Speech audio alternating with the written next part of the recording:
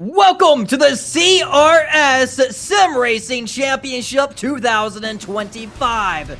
Today, we are in for the Charlotte 600 under the lights from Charlotte Motor Speedway. This is such an iconic track. Today, I'm joined by Hallie in the booth, and also we got a special guest this week, Gator. Welcome, buddy. Thank you, man. I was about to say, it's hard to follow up your energy, bro. I should have brought an energy drink here or something. Oh, we need it. We always need it. So, if you don't know Gator, over 130,000 YouTube subscribers he has. Strictly making NASCAR content. Gator, tell me a little bit about your YouTube channel and what you got going on over there. Well, yeah, I mean, I'll be the first to say the bulk of those subscribers came from YouTube Shorts. We started posting a little bit 2023 and spilling over into now, but yeah, just throughout the past 7 or 8 years, started making NASCAR content, like not even anything specific in mind, just posting NASCAR because I liked NASCAR, and then, you know, it kind of just amounted to something a little bit bigger, and here I am, I guess 8 years later, still doing it, so having fun. And there's not many NASCAR channels with a silver play button with 100,000 subscribers. When you started your channel, did you ever think you would hit that milestone? I mean, that was the goal, I'm not gonna lie. Like, I was always thinking it would be cool if that could happen, but there was a very non-existent track record of it happening with NASCAR channels, like you said. So, I mean, even in the big 2025, there's still not too many channels out there in the NASCAR niche that have 100K. I gotta give a lot of credit to, like, YouTube Shorts helps with that, and that was my original goal all along, and yeah, just glad to have made it happen. You made a career out of content creation, whether that's editing or working for yourself. It's been such a cool journey. How many years have you been at this YouTube gig here? Funny you mentioned. So yeah, I started Gator specifically in 2017, and then I was editing and stuff. Obviously, I was editing the videos, making very poor thumbnails. But what people kind of don't know is even before then, I was making even lower quality videos, NASCAR videos, like stop motions. That dates back to like 2013. We're talking. So I was trying to be creative even from a young age, and so yeah, I've been, I guess, posting to YouTube as a whole for probably at least half my life, I guess. It's been definitely a heck of a time. Just, you know, I feel like when I started YouTube, we kind of all started the same time. Here is the starting lineup for the Charlotte 600. We have Aaron Raymond on the pole, and Edward Sanchez, who is chasing that championship. We're going to have the championship standings on the screen shortly, but he's starting in position number 2. Jonah Bryan, position number 3. And that 71 machine, we know he's going to be fast. River Jones rolling off in position number 4. P5, we got Holden Rowe, and then we got Trey in the 43. Hallie, tell me about the starting lineup, man. We got to bring you in here, buddy. I knew you'd call for me eventually. Jake Cummings out in 7th with Aaron Brown in 8th, quite far back, hoping to try and make a move up. Caden Pado in 9th, next to Chris Hood in 10th. Matthew Bodring is 11th, next to Nation Chang. We've got quite a few names I don't recognise. 30 cars on the grid total, including Josh Norton and AJ Stevens, Landon Johnson and Christopher Smith. Ferris Krippendorf and Morgan Squires, and Peter Saddington and Zachary Depper. I'll just quickly give you a quick run of the last 10 here. We've got a few figures to go over while we go under the pace laps around there. Definitely not a super speedway anymore around here. Absolutely. I'm just so hyped up with this starting grid. I am so hyped up. Big field. Let's take a look at the track facts. Well, it's a 1.5 mile track. It opened June 15th, 1960. 24 degrees of banking on the turns and 5-degree on the straightaway. Charlotte's my home track, and definitely one that I'm looking forward to on the schedule. I think it's going to be a fun night here with this one.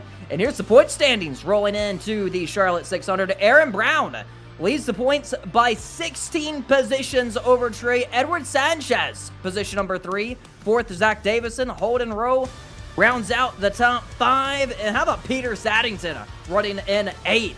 He still has the championship on the line.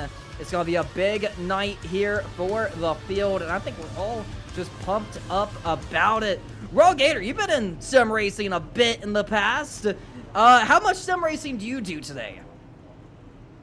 If you're asking these days, pretty much none. So basically, I'll give you a quick story here.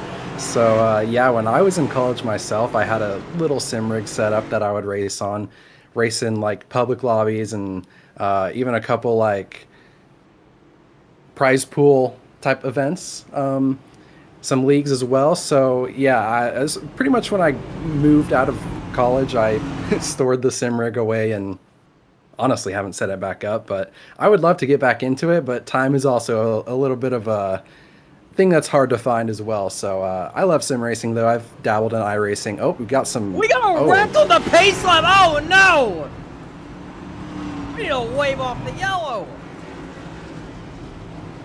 Oh my goodness. Yeah, that's Jake Cummings. Might have to check if someone's wheel disconnected or something. Oh, that's Jake Cummings' car right there. So further back, I think the 49 got a little bit of a turn. That might be Chris Hood. And we're going to delay the green for one lap to get cars back in position.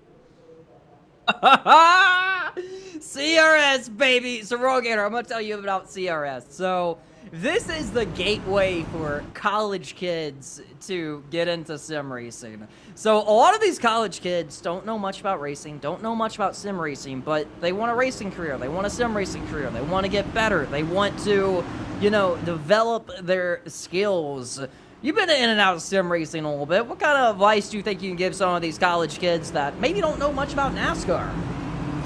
Yeah, I mean, funny enough is like I did a college series when I was in school too. So yeah, what I would give as advice for these guys who maybe aren't, I'm just judging based off of that pace lap incident here, maybe aren't world-class drivers. Like let's just keep it super friendly there. Let's just say like they're not going to be a Max Verstappen right away, you know. So what I would give for advice is, especially first step is like learn this car specifically, or whatever car you're racing on a week-to-week basis. Try to figure out how this thing handles, and get familiarized with it, to where you know, even on the pace laps, how to control the thing, and then eventually build speed on a green flag run and maintain consistent laps. So that's what I would say first is get really familiar with your car, and I mean, just turn laps and practice and practice.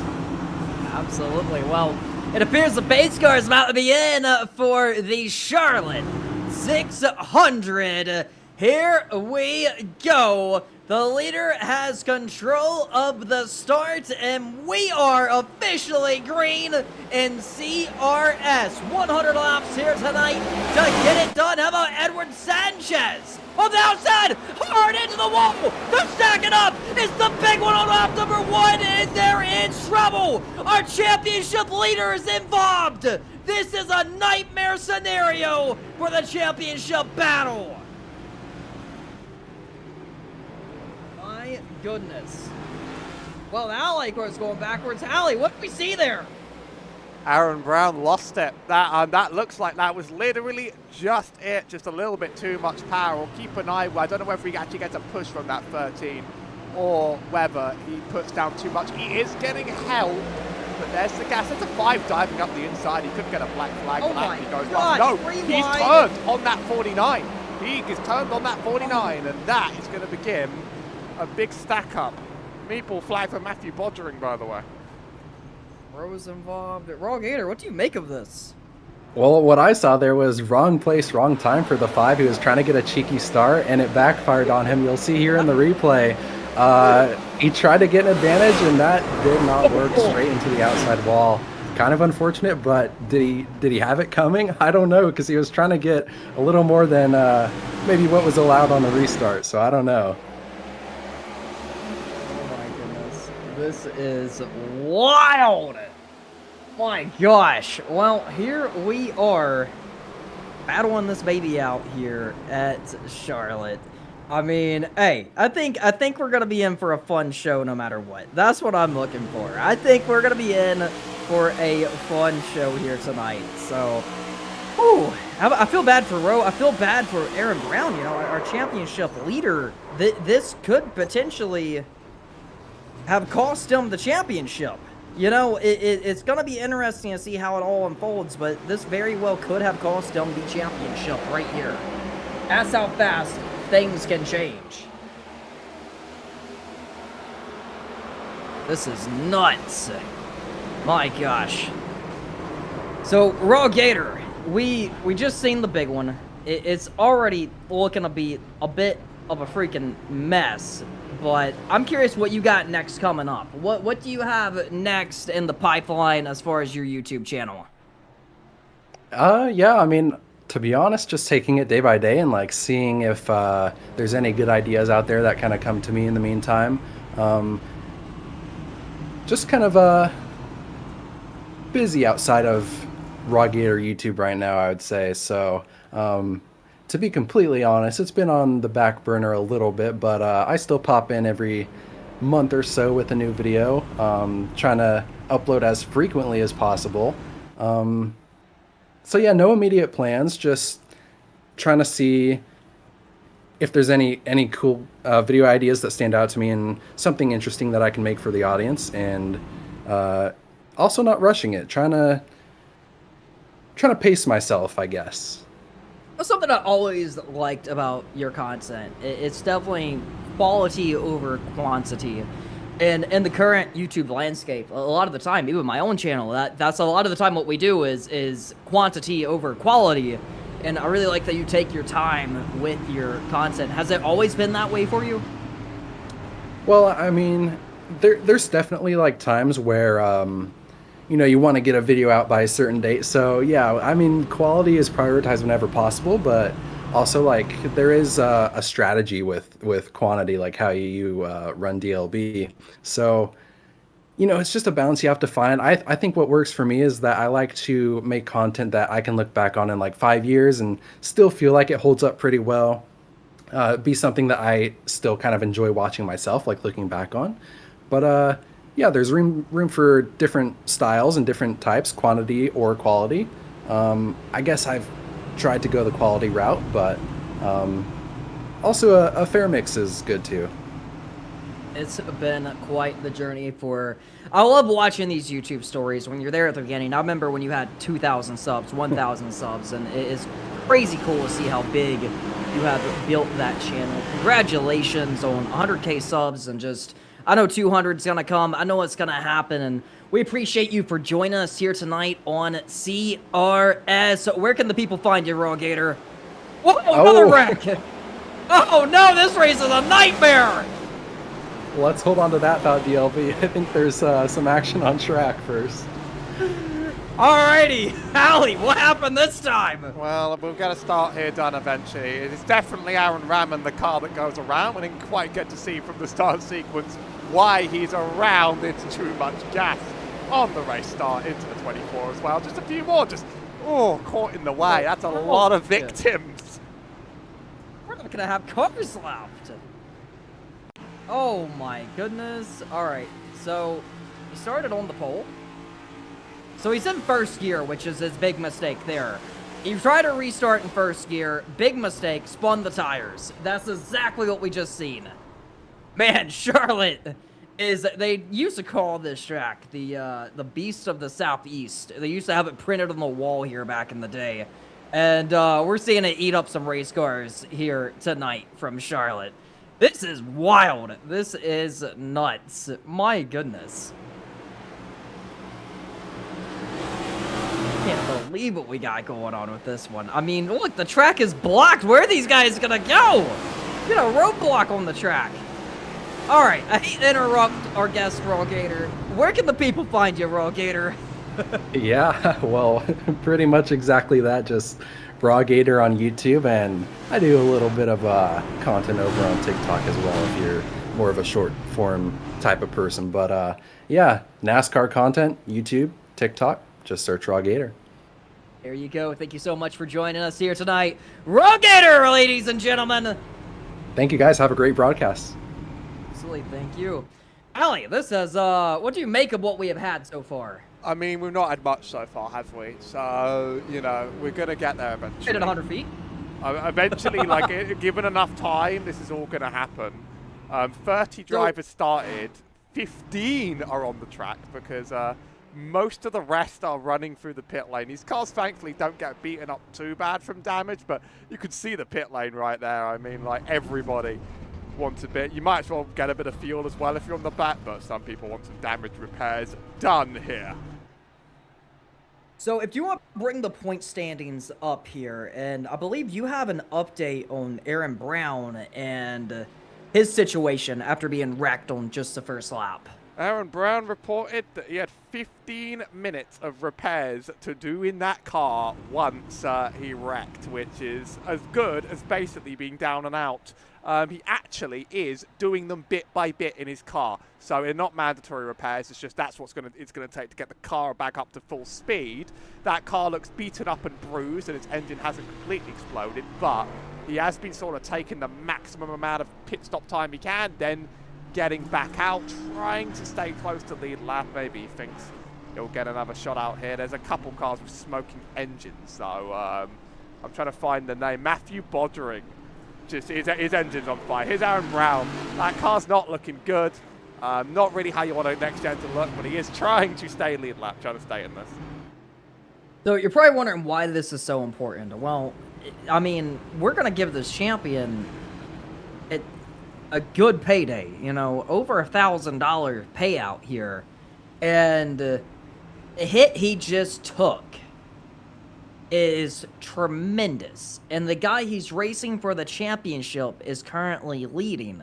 So we don't have an updated point standings as we stand, but Edward Sanchez essentially just took this championship lead. He won Daytona. Now that Aaron Brown may be down and out, I look at Edward Sanchez as the guy you beat here at Charlotte.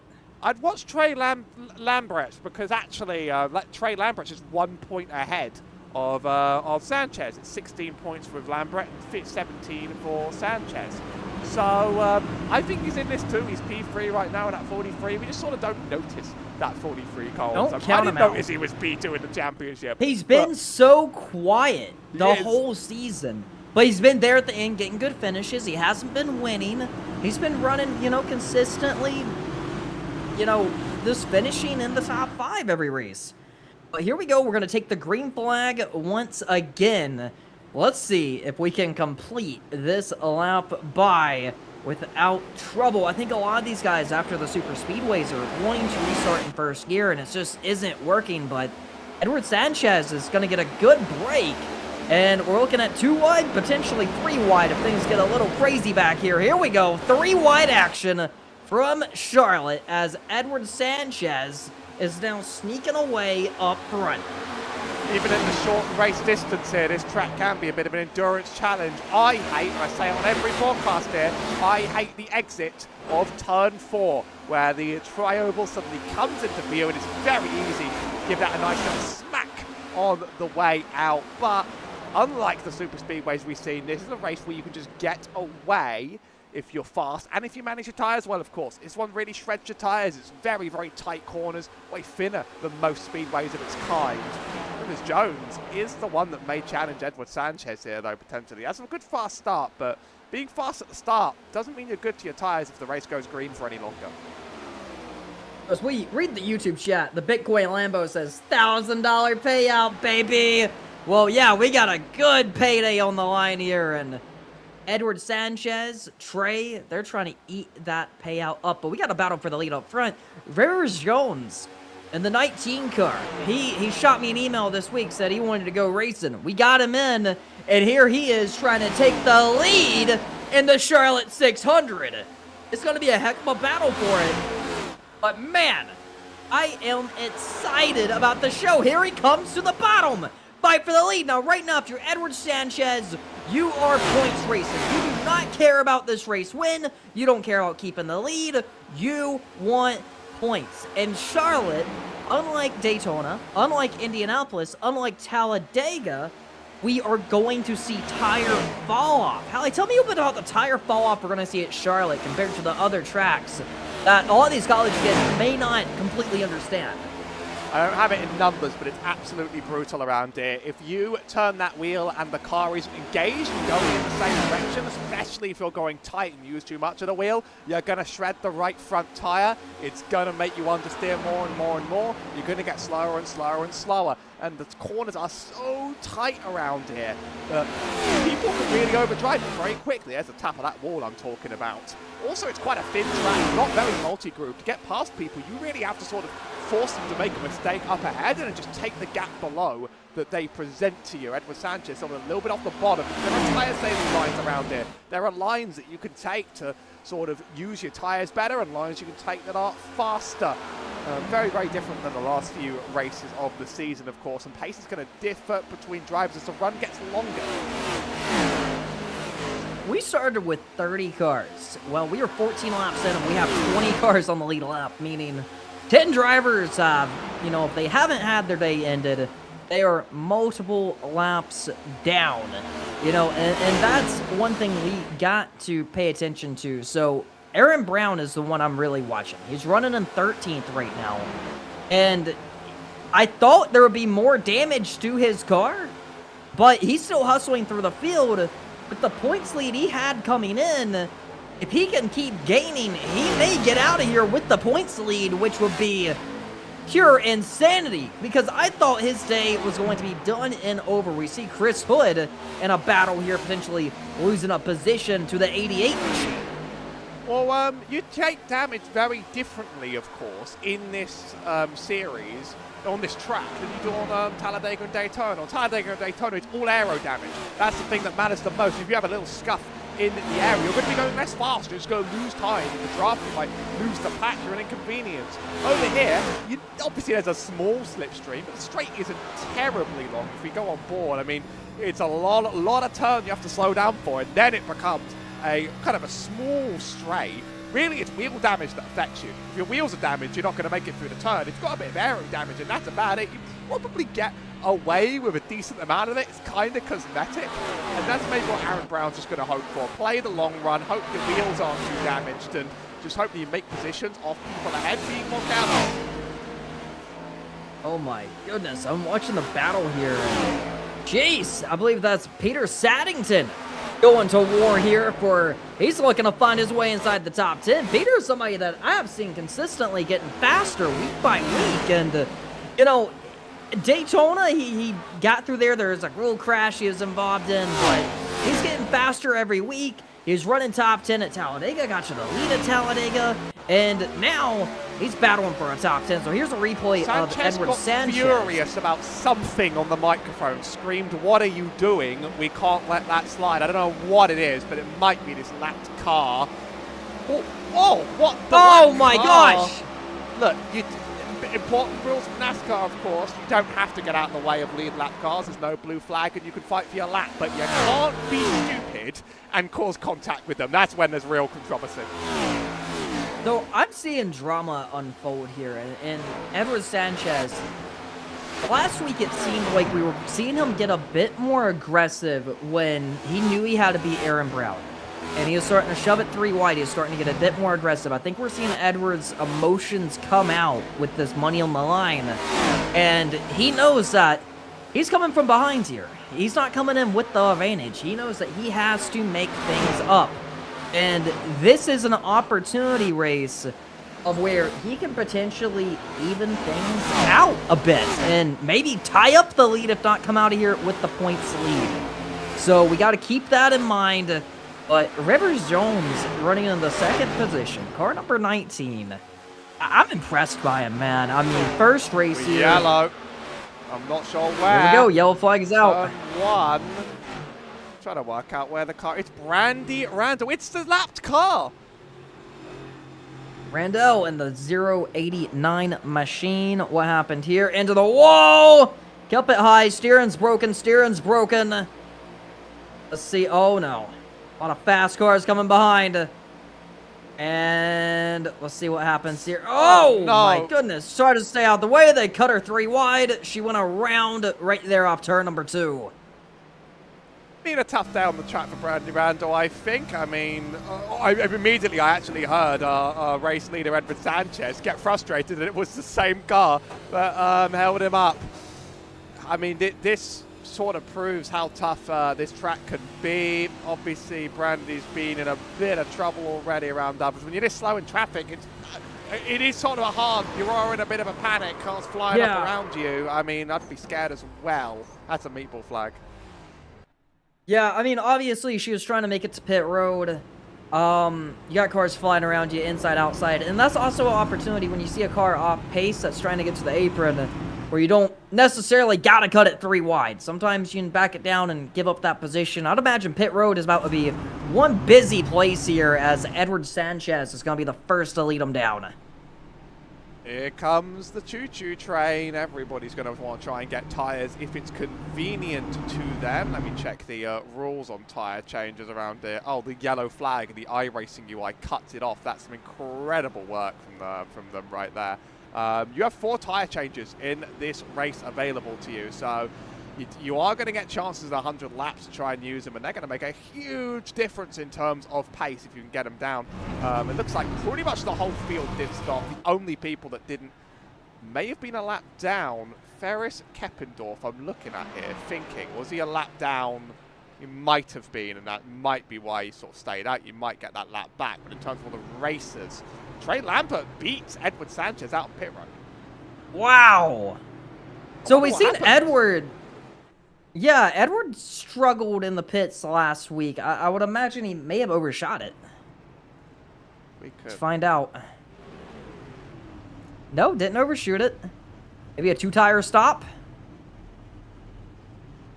I heard this could have been something at exit, kind of bad on the mic. Drivers are doing a lot more talking today than they were at Talladega, ironically. Well, you know, the 43... Money's on the line now. That wasn't too bad. The 43 was really fast. 43, I think, may have taken 2 tyres. This might be the answer. Let's take a look at that car. Definitely had a shorter run in the pit lane. Did something different on pit road. And that just might have been the time. Let's move a little bit faster. See how many jacks that car ends up upon. Gas only. No, 2 tires. Side. Brown misses the pit box badly. He's driving a tank out there right now. Yep. 2 tires. I like the call. By the way, yeah, Aaron Brown there, badly missing pit box. I have some memories of this one happening well over the box, a whole box over, in fact.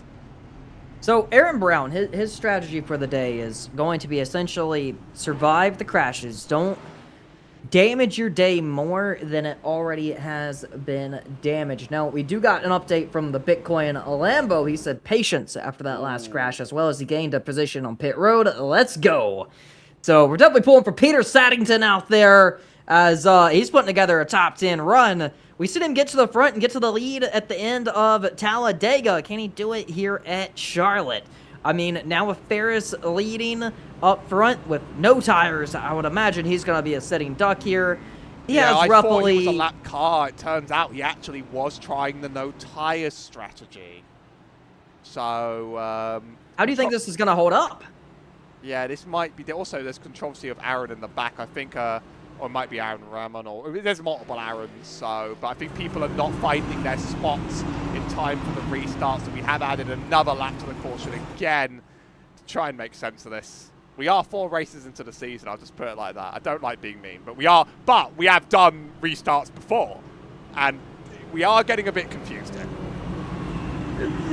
These college kids, man, they're getting experience, and that's what matters. So, Jonah Bryan is in 15th. I know he was involved in one of the first crashes. I'm not too sure if he has damage on that car, because I looked at him to be a contender for the win here today if he does in fact have a clean car, but it doesn't look hurt from what I can see. Maybe he's just hitting pit road to get every little dent knocked out so he can potentially have a shot to win come the end. Aaron Ramon stuck on pit road, black flagged. Down and out. Brandy Randall's also out of this race with a meatball flag, and Matthew Brodering still just going nowhere. That car ain't in a good place. 20 minutes in the pit box will do that to you.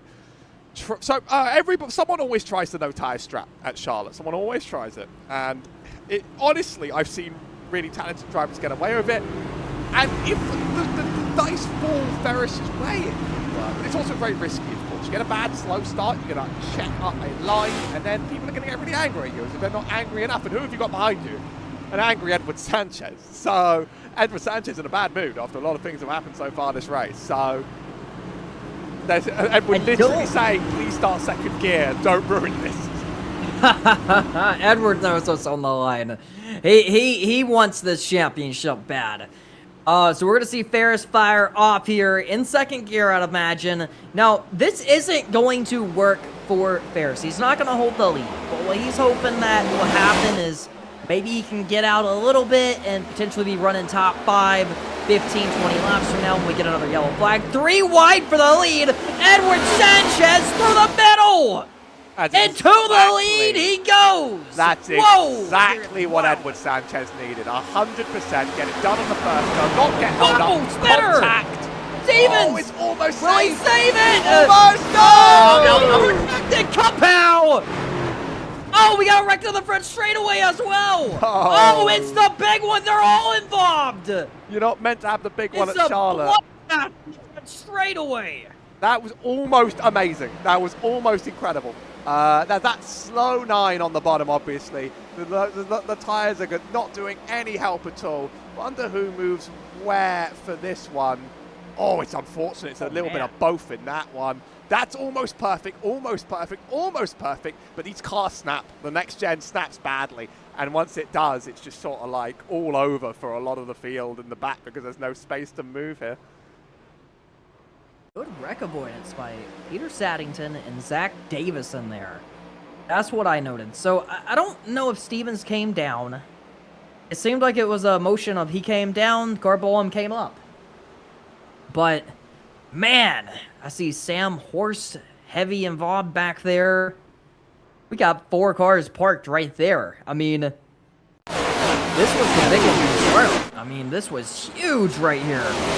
Look at this stacking. Now, Aaron Brown is who I'm curious about. Did he make it through the carnage? Because this is a lot of points he may have just gained. Oh, he goes around it. Aaron Brown goes around barely. it. The tank is still moving, and these are all valuable points he's gaining on the table. Is Aaron Brown's See what on Aaron board. Brown did here. It's a skill to slow down for a wreck. He's slowing down well. Very, very well. Sees it developing. Sees the gap. Punches it through. That's survival. He's up to P12 just alone by doing that. My goodness, Let's try and catch the championship run. Oh, it's hard to is say back these cars. alive. I have a lot of sympathy, and that was an incredibly good attempt throughout the entire corner. Holding the wheel, trying to do it. The wheel's in the right place, but the next gen says no. I think we should go on board of Chris Hood here next. I think that will be a fun one. Oh boy, here we go. Chris Hood. Let's see what he does here off turn number 3 and 4. Oh boy, here we go. Oh my gosh. Never tell him the odds. Whoa.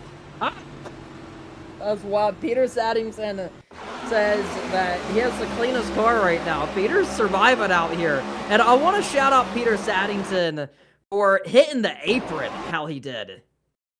Just trying to catch that incident. It's unlucky. It's hard to tell, man. That's unlucky. The 9 is sort of understeering a bit due to the tyres, but it's not that egregious. It's really bad luck. Yeah. I feel like the 9's washing up a little bit. The 39's trying to come down to get the best entry. It's kind of just what we've seen there. Well, the pace lights are off. We're going to try this baby again and see what we have for the win here tonight. Laps are winding down. Approaching 70 laps remaining from Charlotte. We knew this one was going to be a bit of a marathon. We didn't know it was going to be about survival the way that it has been. But, hey, survival is everything here in these 1.5 mile tracks. And a lot of these drivers running these 1.5 mile tracks for the first time, obviously it's going to be a bit of a challenge for them. So we got Edward Sanchez up front. I see Trey in the 43 machine. It looks like he's running in the 8th position. In the 7th position, Peter Saddington has made it all the way up to 8th just by avoiding these crashes. A name I mentioned earlier, Jonah Bryan, running in 11th. I think he has more he can gain on the table. I think there's a lot of drivers. That 71's going to charge, man. He's going to get up there.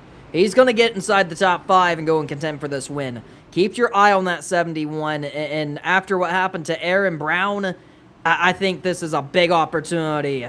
Big opportunity for Jonah Bryan. And Edward Sanchez, major opportunity for him, even if he can cut into that points lead just a little bit. Now, we are going to be doing a giveaway at the halfway marker as we're back. Green flag racing. Edward Sanchez is going to lead him in at turn number 1.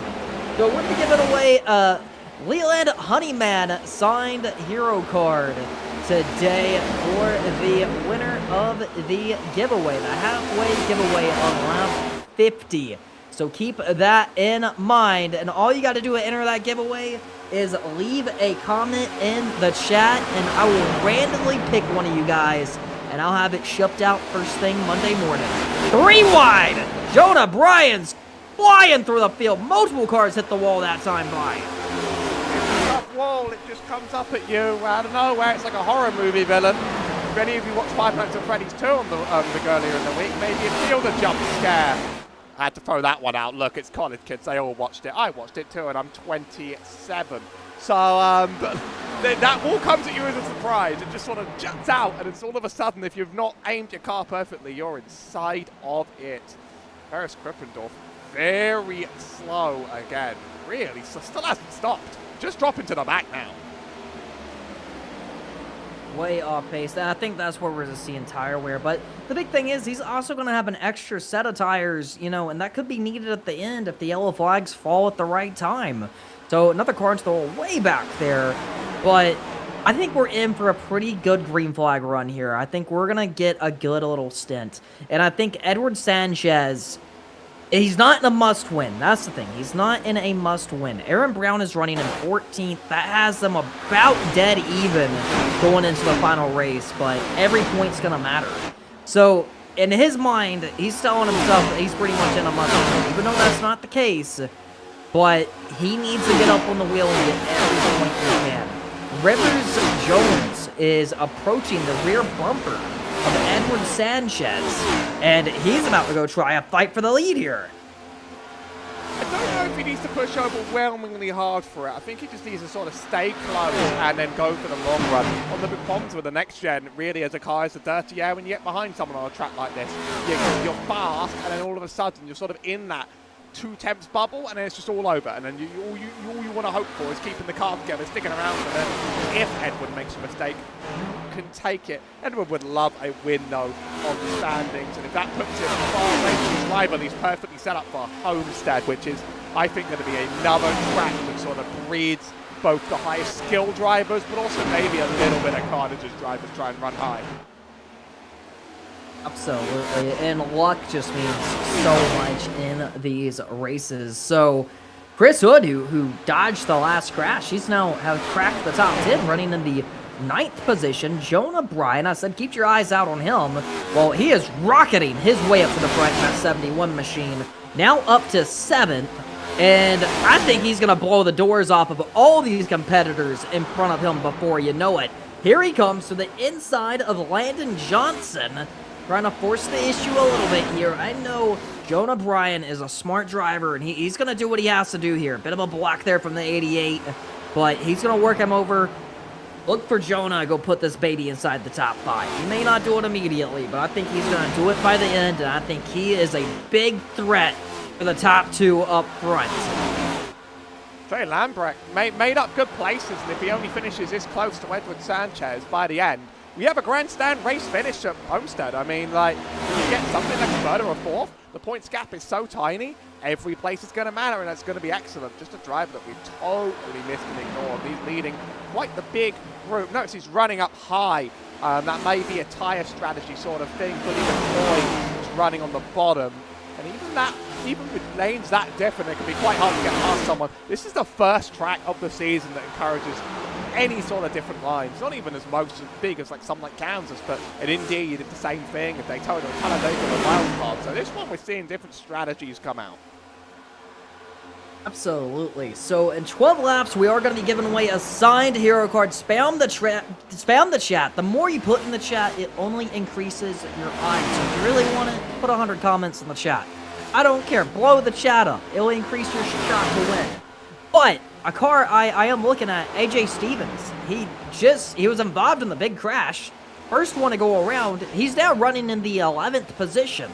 And yes, that is because a lot of cars have been hurt, damaged, and wrecked out. But even with the damage on his car, he has the potential to still snag a top 10. Peter Saddington has dropped a couple positions, but I believe he still has a clean car out there as well in car number 29.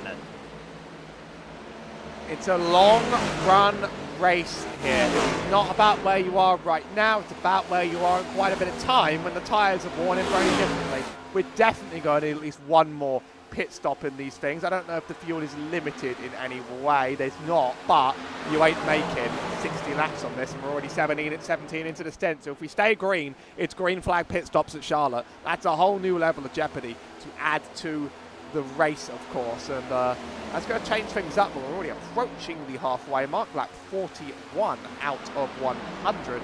Time certainly does fly around an intermediate, let me tell you that. That was Peter Saddington sort of straddling the AstroTurf. Don't want to go too deep onto that.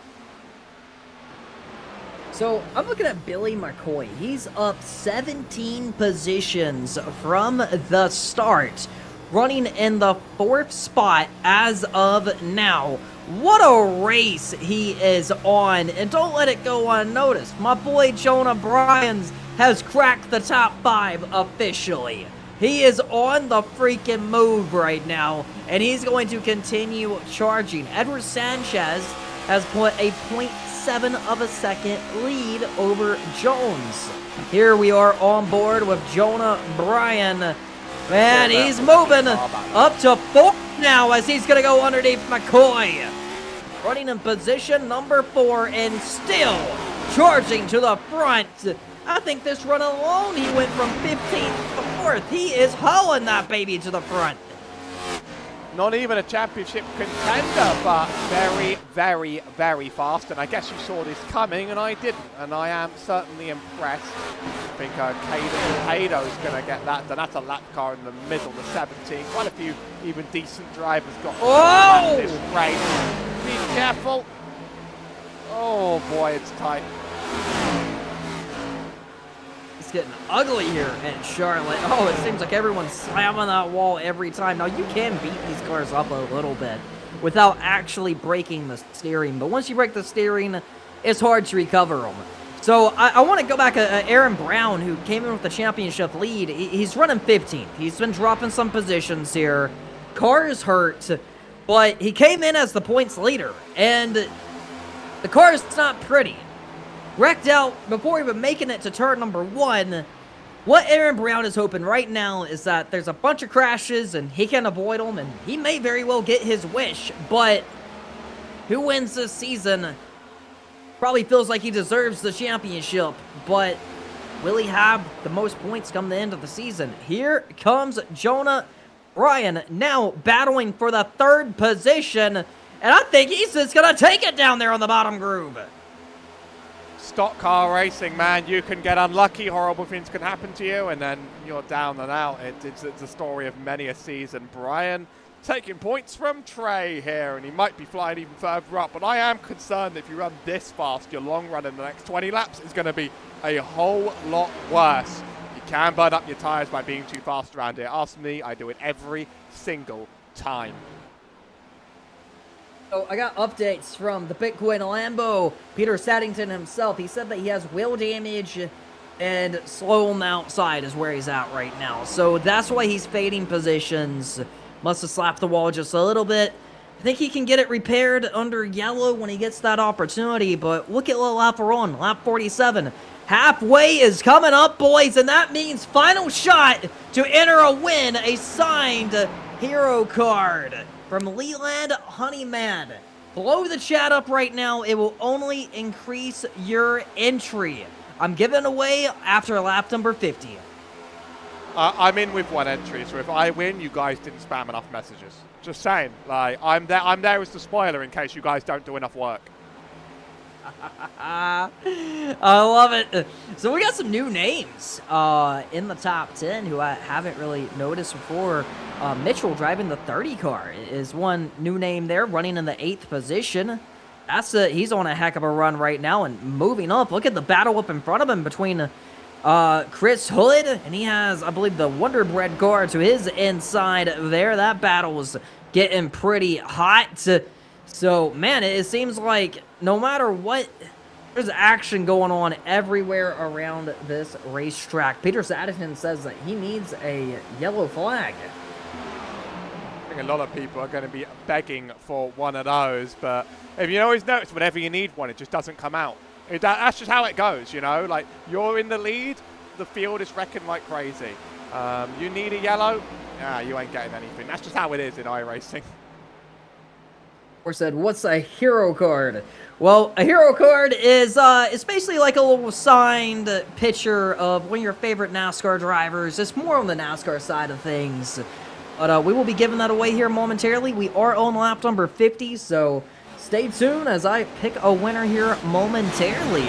Edward Sanchez has increased his lead to almost 1 second over Rivers Jones. And still pulling away. I think this is a statement race for Edward Sanchez. And, man, he wants that title bad. I think he's definitely driving with emotion, but he has to be careful. He doesn't melt them tires, because there may be some competitors behind him that may save their tires up a bit more. He's been good on the long run as well. You know, you never really know how drivers are going to race long run until they do it, but he's been very, very impressive in keeping pace. And we're sort of approaching a pit stop window in about 10, 15 laps. So at that point, everything, not everything changes, but we get to see the second half of this really play out. Absolutely, it's going to be a heck of a show. Green flag pit stops maybe approaching before the end. We currently have 15 cars on the lead lap currently. This could be big. So I'm excited, man. I'm really excited. And here we go. There's the first one. Zachary Duffer on pit road. I mean, you don't want to waste time on pit road, but at the same time, I feel like you're gonna need the tires and definitely gonna need the fuel to get to the end. Wonder if he gets on any jacks. Yes, he will. You probably want to around here every chance you can get. Absolutely, battle still going on everywhere on this racetrack. Things are getting wild through the field, and man, oh man. Here we go, another battle here with Chris Hood, as he's going to have the 30 of Mitchell come to his inside, and they're going to go wheel to wheel for the 7th position, with lap traffic almost playing a factor there. Things are getting nuts. Lap traffic's everywhere. It's like a swarm of bees. Can't even look without lap traffic just showing up. And it's been an impediment to every single car around here. Of course, some cars now putting themselves a lap down due to that green flag pit stop that they hope to get back. They're going to be running very, very, very fast laps for a while. Here's Jake Cummings trying to battle Peter Saddington. Meanwhile, Jonah Bryant's just sort of in the middle of it. Oh, get out of the way. It's the drives on fresh tires that are going to make a very, very big impact very soon. Absolutely. Man, oh man. I mean, and I'm watching Jonah Bryan as well. I mean, I think he may have melted his tires down a little bit here, and he's probably going to be looking to hit the pits here momentarily. 45 laps remaining. Tires are huge right now. You got to make sure that you have tire wear at the end, but also, I feel like a lot of these drivers are going to drive this baby out and hope for a yellow flag. And if that yellow flag doesn't come, they may have just got beat by the white car that did hit pit road. Peter Saddington is now on pit road. Here they come. I think it's slightly on the early side, but you might just want to play the strategy and see what happens. The car can do 44 laps, so you can do it now and run to the end. But I think some of the drivers up ahead are going to focus instead on waiting out. We'll get rid of the 39-minute pit stop right there. They're going to focus on sort of waiting out, maybe splitting it in half. It's usually a strategy if you're doing well. Absolutely. So I'd say we go ahead and give out the hero card. Final shot to enter, and I'm going to give it out next time around. Here we go. Battles all around this track. Christopher Smith into the wall in that 69 machine. He's running in the 14th position currently. I'm proud of this run that Chris Hood is on. Running 7th, man. I mean, if things shake out, he may be a contender for the... Whoa! He's around! He may have just got turned. What a save! Will he correct it? He will! Straighten that baby up! Went down the track. I think he's a little heated right now. Let's see what happened here. Definitely contact. And I want to see what happened after that because it definitely looked like he took a swing at the 30 machine. 30 got in a little too hot. Almost sent him around. You never want to do that sort of stuff on purpose, and I never believe it is, but there are speed differences going into these turns. Ask the guy I killed during the Snowball Derby today. Thanks for my top 10. Sorry, 9 car. If you're watching, there's a caution on the track, by the way. Uh-oh, it's Christian Ramson. Don't think this is a big one. I think Christian Ramson might have just spun this and reset this race. What we got here? Oh! Whoa! Hit the bumps coming off pit road and spun that baby around. And it's going to go yellow. Is that the yellow? I think it's the yellow. Yeah, that's kind of sad. That is going to be the yellow flag right there. Where's the Things jump? have been shaken. There's a bump on pit exit. What? Big. That's exactly what he did. That's a brutal bump on pit exit. Yeah, with these next-gen cars, low gear, you hit that bump, it feels like a ramp you're hitting. Look at that. I didn't even know that existed. Yeah, there's a big one. No way he knew. With the truck. I don't know. There's no way he does. But the next-gen car, I know it's pretty embarrassing when you do that, but it's more common than what you believe. Well, pits are open. As I said, like, I would do that. I don't know that exists. I've just learned. Oh my goodness, this has been brutal here today. So Edward Sanchez is hitting pit road with 40 laps remaining. Here comes pretty much everyone. This could get you to the end of the race. Those that stopped just a little bit ago, probably very, very happy with themselves right now, actually. They are going to be able to start this at the front of the field without tyres that are shredded, and we'll see how that one plays. Everyone's usually takes 4 around here unless they are gambling on something. Sanchez this time easily takes it. Our top 3 stays the same. Bit of a race there on pit road for Trey Lambre. He manages to beat out Landon Johnson. And we're going to go ahead and hit the draw here for the hero card giveaway. And it's going to be Sam. Sam Horst, you have won the Leland Honeyman hero card signed. Congratulations. Send me your shipping address over on Discord or Instagram, and I'll get that baby shipped out to you, buddy. Congratulations. One day, like, I put in one message because I'm like, hey, it's not gonna like be me, but like if everyone else fails to post enough messages, like I'm the spoiler option, you know. You're the spoiler option. Well, we have to remember. It's gonna cost $20 to ship it to you. These guys, the winner gets paid more. Oh wow, Mark Kark really went for that. Really went for that. Amazing. Mark won one of the last ones. Mark won one of the last ones. Yeah, he really tried for that one. I make less than the winner of the series will, but I make very consistent money during this job. So, really, who's the real winner at the end of the day?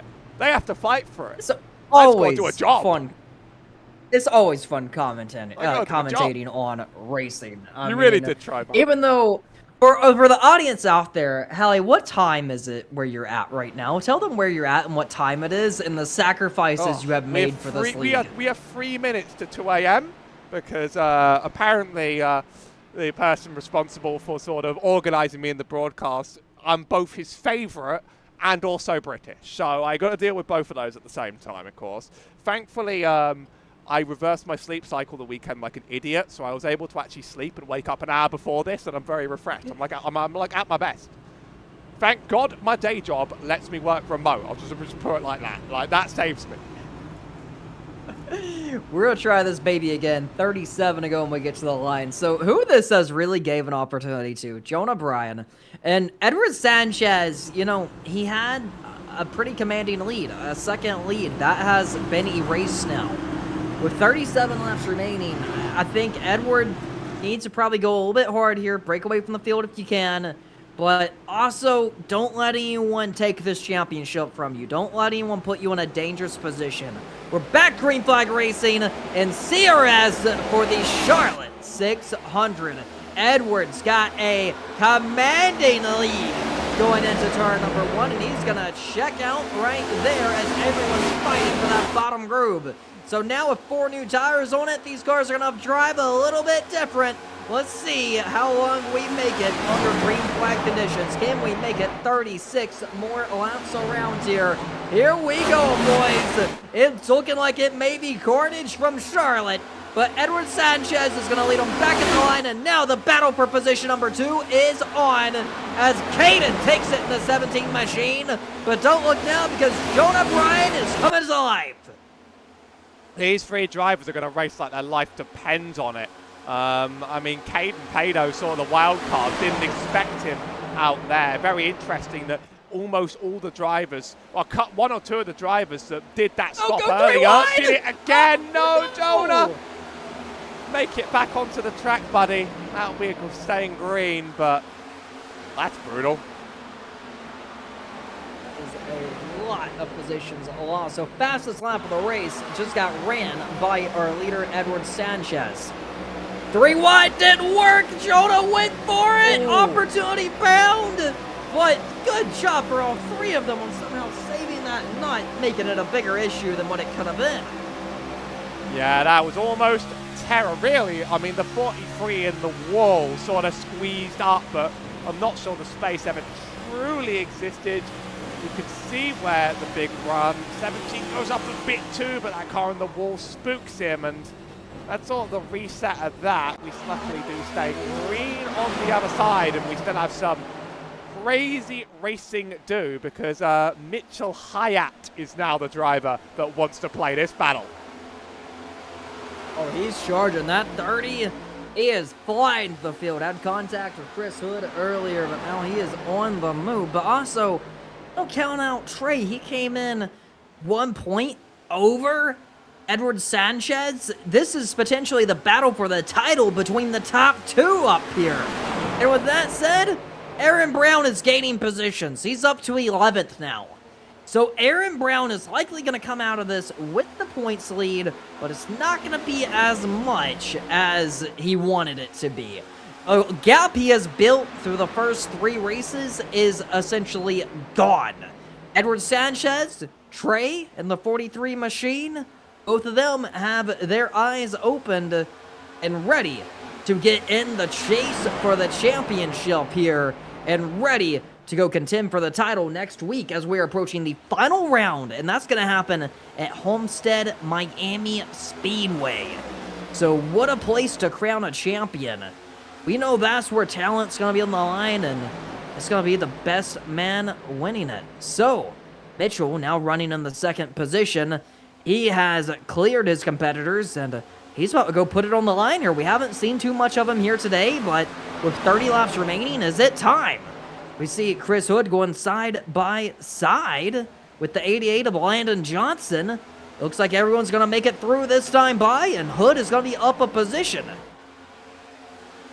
Obviously, there's only one person that enjoys this more than anyone else, and it's Edward Sanchez. Just being unbothered right now. Just run away and take away this race win. Lock it in. Try and get as far ahead before the finale as you can. Not have to worry too much. That'll be very, very helpful. because these two, they're dragging each other back with dirty air. It sort of was a factor on the other tracks, but especially also here, get side by side with someone, you're both going to run a little bit slower, throwing the air onto the spoiler of the other car, and that is going to affect them with these aero-heavy next gens. Rivers Jones sort of dropped a bit like a rock here, trying to hold off Chris Hood, but it's not the same, is it? With how these guys are nailing the wall, I would not be surprised if they have wheel damage on their next-gen race car. It doesn't take a lot, but some of these guys are absolutely killing it. Another one right there on your screen, and while this battle is going on, don't let it get ignored that Edward Sanchez has now got a second lead over Jake Cummings, and it's not going to matter because Jonah Bryan is around and sitting on the racetrack past the start-finish line. The yellow flag is going to drop with 28 laps remaining. What happened? Well, I didn't see. Car sideways. It's going to be the 31. It's right up into him. Right up into him. AJ Stevens. There's a car there. So this probably did Jonah Bryan a bigger break than he's going to realize, because he's been kind of begging for this yellow flag since he went around earlier and the yellow flag didn't fly. So he's probably pretty happy this yellow is out, even though it's a little unfortunate for him. He's going to lose some more positions, but it's an opportunity to catch things back up. And I know Edward Sanchez is probably up front thinking, I can't catch a break. The Daytona winner is trying to lead almost every lap here tonight in the Charlotte 600. I mean, I might have to work out quite how many laps he's led. Let's take a look at some driver position changes, though. Who's gained the most over this race? I can get this data somehow, I promise. I don't need to, like, work it out like a carrier pigeon. The Sanchez didn't start on pole, but he's made it up there. Billy McCoy and Ray Coyle, two of our biggest movers. 8th position for up 13 and 14th position up 14. Aaron Raman down 24. Knocked out due to incident, so a few drivers got beaten and bruised. Michael Hyatt started in 3rd. He's exactly where he started. We sort of dismissed him a little. So Peter Saddington had damage earlier, pitted on a green. He's running 16th. He's looking for a top 10. Oh, Talladega was pretty successful for him, so it's going to be interesting to see how that's going to shake down, but pits are open. I think tires is the way to go here. Did Edward Sanchez stay out? I would think tires, I feel like you need them. If you're the leader, you don't know whether the people behind you are going to make that move. And if none of them do, because I sort of thought you won't take tires. And if you don't take tires, if you take tires and everyone else doesn't, you're screwed. You're at the back and you've lost your win. You can't take these sorts of gambles from the lead of the race because you don't get to react to people. As people back in the field are like, oh, people are taking tires, I'll join them. So he was in a very, very tough position there. Two drivers, Michael Hyatt and Edward Sanchez up front, not taking any. I think Sanchez is fast. He can get away with this. Hyatt's the one that scares me more. So it looks like the car with the freshest tires now is going to be restarting about 10th. So they are going to have a ways to go with roughly 24 laps remaining. But ideally, that's the last time they're seeing pit road. I don't think you're going to want to come in after this unless you want to give the win away. But things are going to get shaken up a lot. I mean, I'm curious if that was the right call. I think I would have been on pit road. Even, we've seen earlier what no tires looked like. And some of these guys in the back, they're going to be ready to blow the doors off of these leaders if they can get to them. I think right now we're going to learn if Edward Sanchez has the pace. What you're going to hope for is that they burn up their tires trying to get to you, and they're not much of a factor. I mean, the good thing for Edward Sanchez is he's only going to have roughly 24 laps to get this baby done. He's not going to, you know, they're going to try to get to him, but it's not like he has a whole marathon in front of him. So a lot's going to change. Just screamed. Aaron Brown just screamed the scream so loud. I need to replay what happened. Yeah. Oh boy. Quote from Zachary Dapper: I love collegiate wrecking series. What? Oh my god! What are we doing, buddy? on the exit of pit road. Somebody must have hit the bump again. Somebody hit the jump. Who hit the jump? Ray Doyle. Oh my goodness. No, don't reverse like that. No!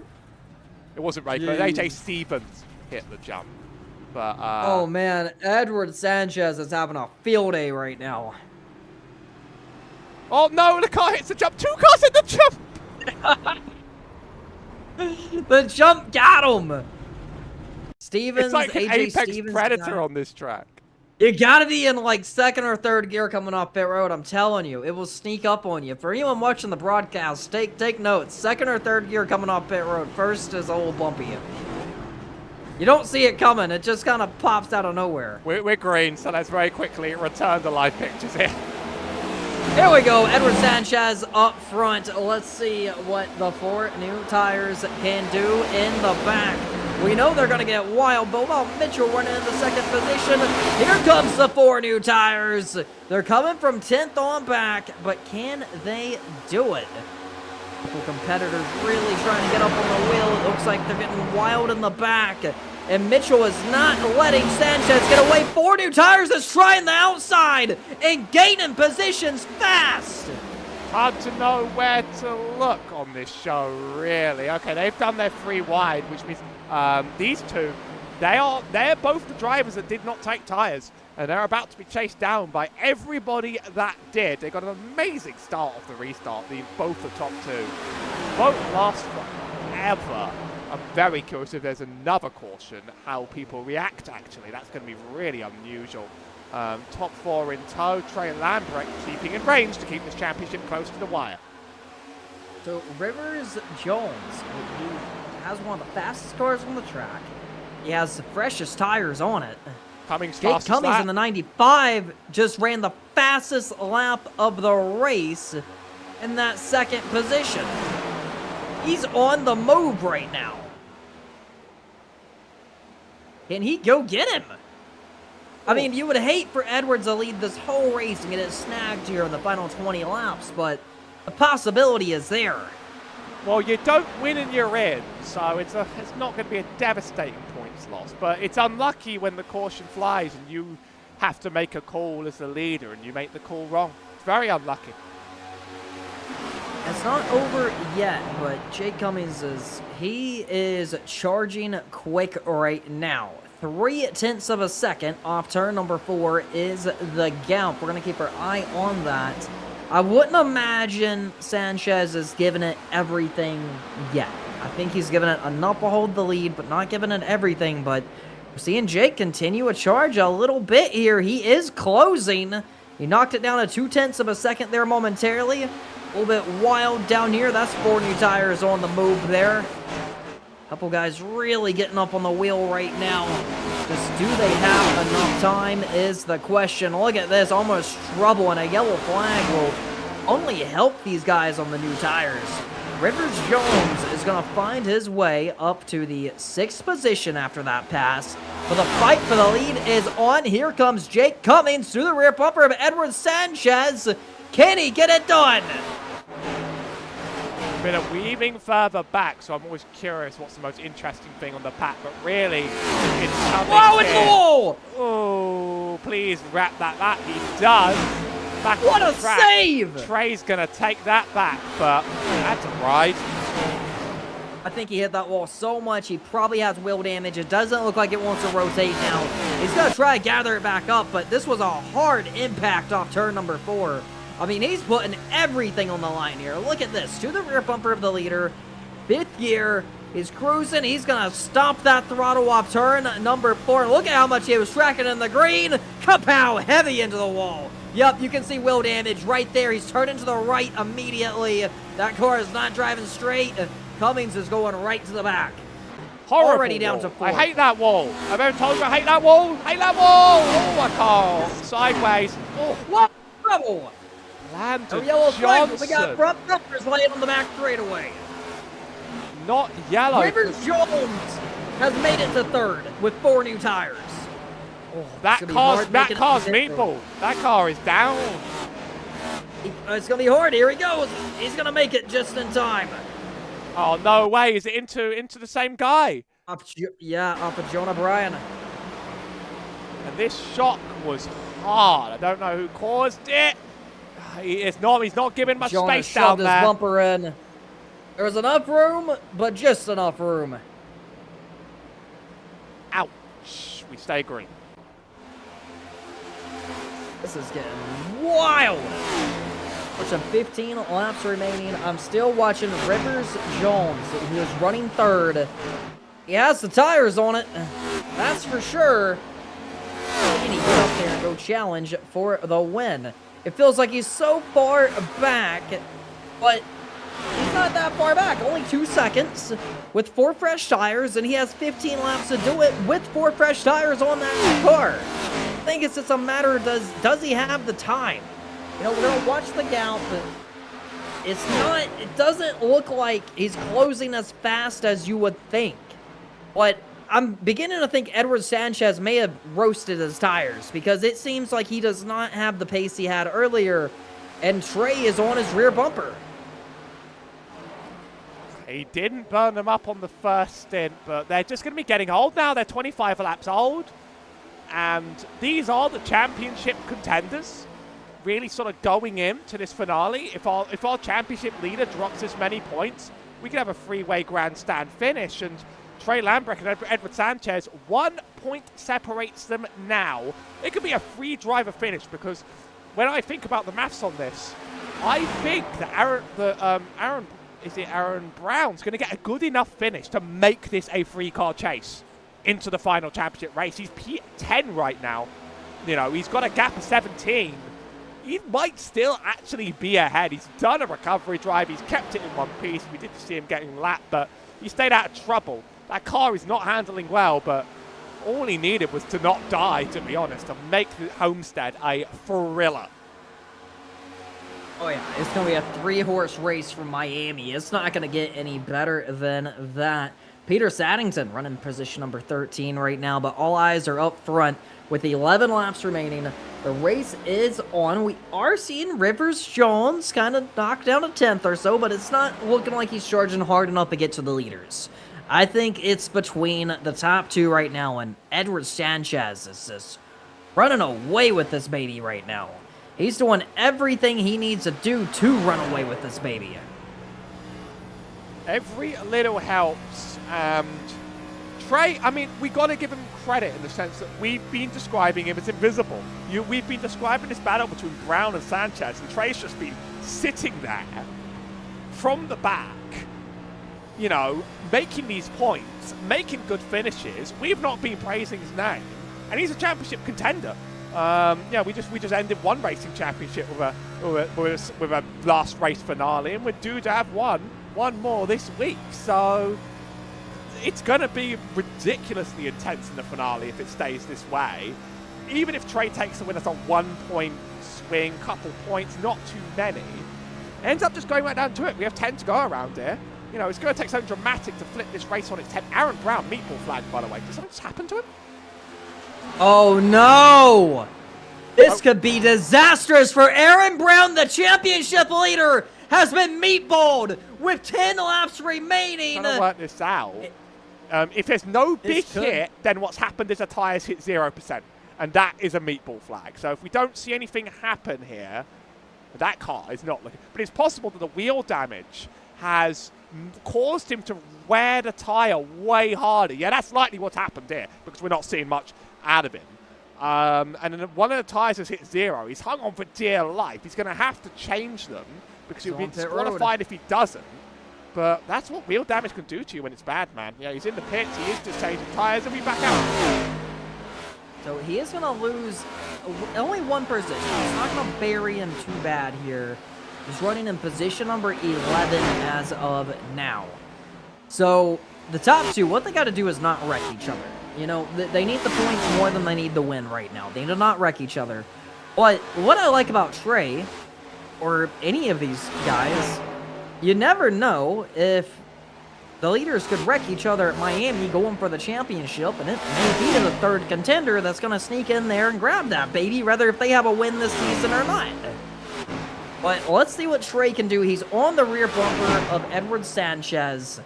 Can he snag the win in the Charlotte 600? Right now, Edwards has 1 win. Aaron Brown has the other 2. If we tie it up here, we're going to be 2 for 2. But not if Trey has anything to say about it. Could be 5 to go with the line. This is a chase that really could happen. Could expose a mistake. Aaron Brown leaves, drops 1 position. So his point takeaway is not going to be devastated today. Is Trey going to make a crazy move, or is he just going to accept what he has? Could be either way around here. This has been a grueling, brutal race. It's wiped cars out. And, you know, the fact that Aaron Brown pits under green and loses 1 lap is a signal, and 1 position is a signal to just how brutal this has been. It's not led every lap, but Edward Sanchez has led so many of them. I mean, he has put himself in a dominant position. It makes me think Homestead is going to have to try and do the same thing again. I'll try for Homestead to have live championship points, and we'll see what happens as the championship wraps up. 4 laps remaining, coming to 3 to go this time. So Edwards is putting a gap on him right now. He is checking out. We are seeing Rivers Jones begin to start driving into that, but he's going to be too little too late. If we get a yellow flag here, this may be Rivers' race. Right now, Edwards, he's checking out. I think Trey has burned the tires up a little bit, but Edwards Sanchez is right place, right time, fastest car here today.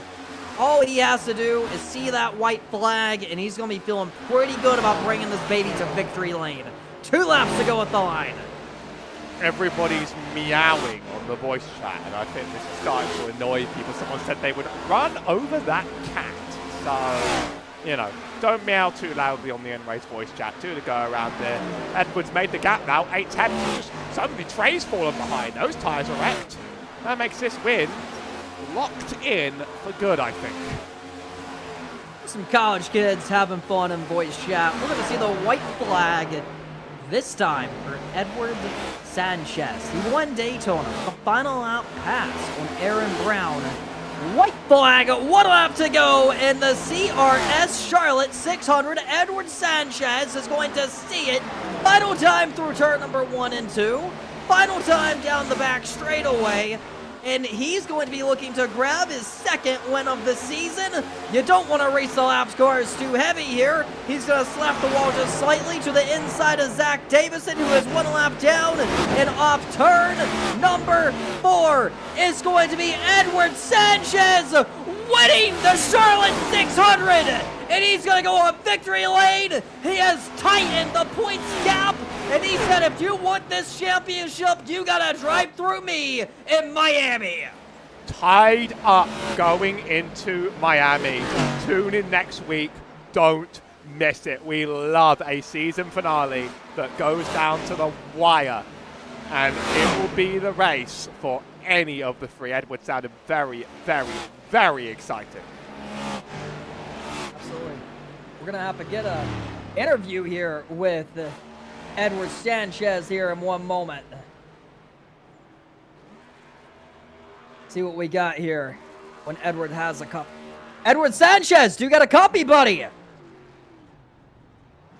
I got a copy.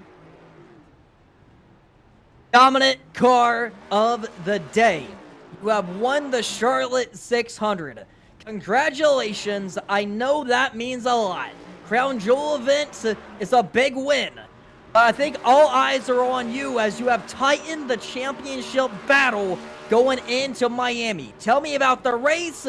Tell me about what you got to do next week to seal the deal. Man, my mentality is really just what happened tonight is what happened. Now I gotta start practicing Homestead. I mean, tonight was a great race. Unfortunate for my teammate Aaron Brown, who's right next to me. He got caught up in an early wreck, but I kept telling him to keep pushing, and so he's 11th. So in terms of the championship, I believe I'm only behind him by around, I believe, 7 or 8 points. But yeah, no, this race was really just about maintaining clean air. As you saw, I practically almost led every lap. I just try to do the right strategy call, and especially towards the end when everybody went in and I stayed out, I got a little bit afraid, but luckily that 13 lap old tires that I had on I was taking it nice and easy. I was taking care of it. And when we went green, I just hammered it down. And Trey gave me a good fight there to the end, catching up to almost 3/10. And well, at that time, I just started giving him that dirty air and just trying to mirror drive him. And I guess it worked out. But no, I mean, I know Trey and I, we've worked together in the past, and now we're going to be really rivals, especially as eligible drivers for the payout. I know we're both tied in points. So honestly, well, Aaron's got a good hefty, good amount lead of 7 points. I know Trey and I, we are in the hunt for that money, that big prize money. So I'm really happy for the guys. I'm really happy for the girls back at the shop. I mean, I'm just so happy that I was able to put in the momentum and really make a reverse. I know last week I wrecked out. The week before that, I wrecked out. So for once, to finally win a race, to get back on top, it feels great. And just super proud of the Baruch Chevy ESA, sponsored by Low Free. I cannot believe it, man. I'm back! Finally! I love the energy as always, brother. Congratulations, Charlotte 600. I'm going to get to Trey and Rivers here in a moment, but Aaron Brown, are you still in the lobby? Do you still got a copy? Yes, I do. Yeah, he does. He's getting onto his wheel right now. I'm in all teams. Aaron, brother, was it the night you wanted? What do you got to do in Miami? Yeah, it's really unfortunate. It feels like every time I kind of start to care about a championship, it kind of all falls apart. But yeah, just really unfortunate night. Just literally started from the pace lap. Got wrecked on the pace lap. Luckily, I had no damage on the pace lap, but got wrecked before I even got into turn 1. So yeah, 15 minutes of damage. Definitely not ideal tonight. But yeah, just stuck in it. Able to get 11th. After the last 20 laps, had so bad tire wheel damage. I mean, I had blue tires. 2 tires in the last 20 laps there, so kept in it, but 11th, up 7, so we'll go Miami. We're gonna hopefully the luck turns around like it did tonight, and hopefully we can just get a top 7 and lock it up. I look forward to Miami. It's gonna be one heck of a battle. Go get it, brother. Trey, you got a copy, driver of the 43 machine. Yes, I'm here. Position number 2. You've been quiet all season, but consistent. You're going into Miami with a shot at the championship. Tell me about Charlotte and the position number 2 you got here today, but also tell me what you got to do next week to go get that championship. Yeah, so today at Charlotte, I was just running a lot of the top line, kind of trying to save tires as much as possible. We were just cruising for most of the race until about, I don't know what it was, 25 to go. Went ahead and took a pit, just took 2 rights. Probably should have taken the full set considering I came back out and jumped quite a few cars on the restart. But somewhere with, I don't know, 15, 10 to go, I got into the wall a little bit, had some wheel damage, but wasn't enough to make any serious issues. Just wore the tires a little bit more than maybe they should have. Me and Edward had a close battle. Started coming down to it. But like you said, he was giving me some dirty air, so I never got the chance to absolutely get there. And so all props to him. We've had a great season together so far. So it's always good to see good friends also win the race.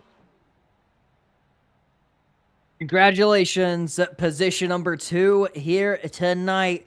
Rivers Jones, do you got a copy? I sure do, man. You jumped into this baby late. First race you ran. Position number 3, podium finish. Walk me through the 100-lap event here tonight and how you got a podium out of this deal. Yeah, so the other day, my friend Holden was like, hey, you should come race this league on Sunday. I thought it sounded pretty cool. So I signed up. Really wanted to get some laps in. Haven't been doing a lot of league racing lately. But yeah, I expected myself to run pretty well tonight. I thought I was going to be able to maybe challenge for the win. I think I qualified 4th. Ran 2nd for a little while there to Edward. Couldn't really quite get past him. He was just really good tonight. Had a pretty interesting race towards the end. My wheel actually came off of my desk, and I fell back to like 8th or 9th or so until that last caution. Was able to put 4 tires on there. Was able to make some moves and get back up to P3. And I thought I was going to be able to maybe have something for the top 2, but unfortunately I think it's really burned my stuff up trying to get back through the field. But yeah, overall a really good debut. Absolutely. Congratulations. And there you have it. Thank you. What a race Hey, this Justin, one was.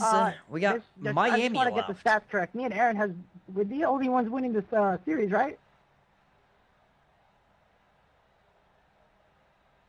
As we go back to Hallie. Hallie, how are you feeling about what we have seen here today?